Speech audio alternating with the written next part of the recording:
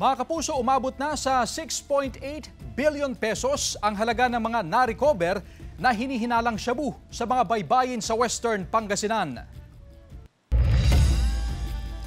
Ilang mangingisda ibinahagi kung paano natuklasan ang mga hinihilalang iligal na droga.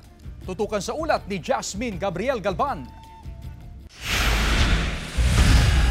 Sa inilabas na ulat ng Coast Guard District Northwestern Luzon, umabot na sa 6.8 billion pesos ang kabuang halaga ng mga na-recover na hinihinalang iligal na droga sa mga baybayin sa Pangasinan simula June 5 hanggang June 8, 2025.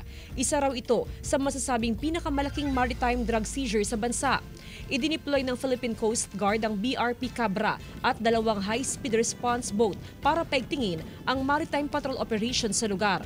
Nagsasagawa na rin ng aerial surveillance gamit ang drones para malocate at ma-recover sakaling meron pang mga sako-sakong iligal na droga sa dagat.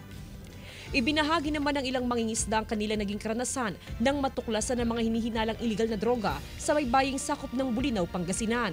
Kwento ng ilan, katatapos lang nilang mangawil o manghuli ng isda nang makita nila ang ilang sakong palutang-lutang sa dagat. Kinuha nila ito at binuksan. Nang matuklasan na tila mga iligal na droga ang laman ng sako, ay agad na nila itong inireport sa otoridad. Binuksan namin kung ano yung laman, kala namin durian. Tapos laman pala sir, may yung kristal. Sa inilabas namang pahayag ni Pangasinan Governor Ramon Gico III, pinuri niyang mga mangingisda, Philippine Coast Guard, PNP at PDEA sa pagkaka-recover ng sako-sakong hinihinalang iligal na droga. Sinabi rin niyang kahanga-hanga ang pagiging mapagmatsyag at alerto ng mga mangingisda. Ito raw ay malaking tagumpay sa laban kontra sa iligal na droga.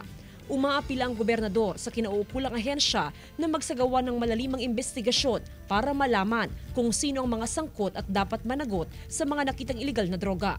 Kasama si Jing Dakanay, Jasmine Gabriel Galban, One North Central Luzon.